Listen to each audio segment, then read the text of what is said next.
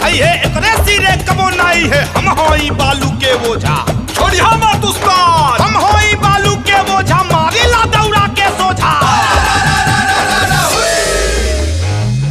दी हवा ऊपर के भूतावा अमावा के तरह के बड़ा काफी पर के भूतावा। दी हवा ऊपर के भूतावा अमावा के तरह के बड़ा काफी पर के भूतावा। धैले बा चढ़ाते जाइतावा आहो नहीं हर के भूतावा। धैले बा चढ़ाते जाइतावा आहो नहीं हर के भूतावा। दी हवा ऊपर के भूतावा अमावा के तरह के बड़ा काफी पर के भूतावा। धैले बा चढ़ाते जाइतावा आहो नहीं हर के भूतावा।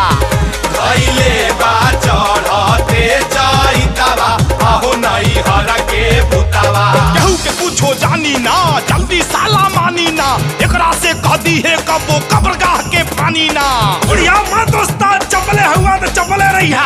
प्रकट हो जाहे महारानी तब्बे हम तोहरा के मानी। चावन चाहे अब्बे ले ला काट जाए कर हर परेशानी।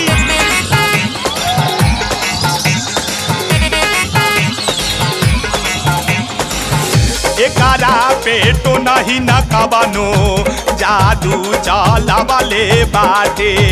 पाहुर में चोरी चोरी पूछऊ खिया वाले बाटे। बहुत बढ़िया भूत बा। एकारा पेटो नहीं न कबनो जादू चला वाले बाटे।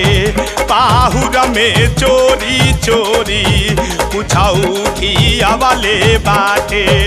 बड़ू बेदियर के भूतावा नदिया नहर के गौवा नगर के भूतावा। एही में बा बड़ा का हऊ दैतावा अहो नहीं हर के भूतावा। एही में बा बड़ा का हऊ दैतावा अहो नहीं हर के। बहुत बढ़िया भूत बा।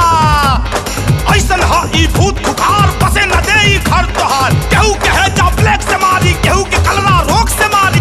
एकर कोनो उपाय बताई महाराज, हम बहुत परेशान बानी। कहे भवानी है भूतवा के बहुते बड़ रुपैया चाही। बलि के बकरा दारू साथे औरी नगद रुपैया चाही।